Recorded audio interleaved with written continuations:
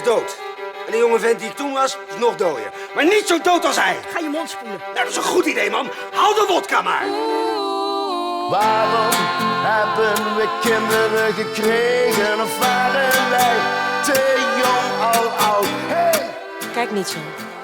Je denkt toch niet dat ik ook maar een moment de illusie heb dat ik enige kans bij je maak? Tuurlijk niet, ik ben niet blind. Dus moet ik naar jou kijken. Niet doen. Maar dan moet ik naar jou luisteren. Hou op, joh.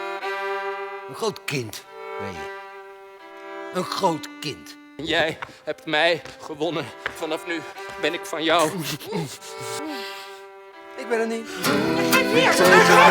Sta stil! Sta stil! Ga je vanavond nog naar hem toe? De tijd lacht ons recht in het gezicht uit. Teruglachen, dokter. Teruglachen.